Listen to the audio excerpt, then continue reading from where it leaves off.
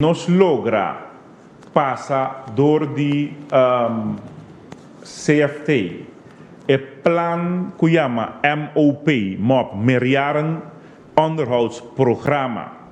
que me explica, me te quer bom mestre atender, me explica na of outro caminho me visa com nossa land um team que atrariba programa, e programa é que está ao en, senhor Mercile também da parte de time, caminho com nossa inventarizar que o problema de infraestrutura, põe preço caro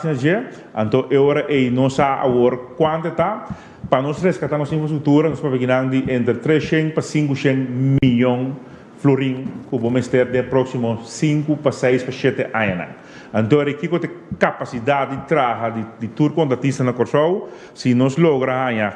50 para 60 milhões para ano, nós queremos que nós estamos bom bezig para nós poder resgatar nossa infraestrutura. Então, como de chegar a decisão é isso aí, door de convencer CFT para o FIA esse angry o mercado, botar uma linha de crédito, onde eu sei, então agora a linha de crédito aí, como te pagar back? Você pagar back, o SEN, que o povo te paga de número de auto, você também paga esse aí, paulatinamente back, quizás de 10 de 5 anos, que você bini. Então, assim não você vai SEN, que me tique paciência mais, caminho que agora que documento está na finanças voor het fisco. Nós acabamos, tem VVRP, e tem bij finanças está sua análise, põe sua análise, então nós vai com CFT, então se CFT dá uma luz verde, então agora nós temos momento para nós pôr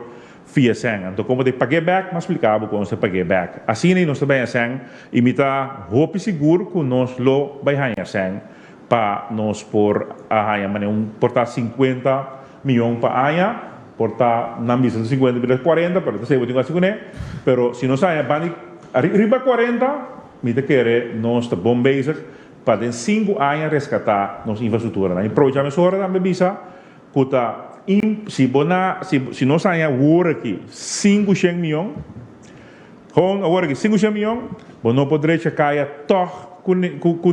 de ano passou para simplesmente não pode jam a economia de país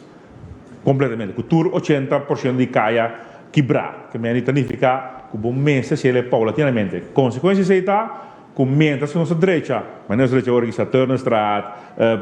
Domatina Boulevard, paralelamente podemos seguir no buraco. Passou,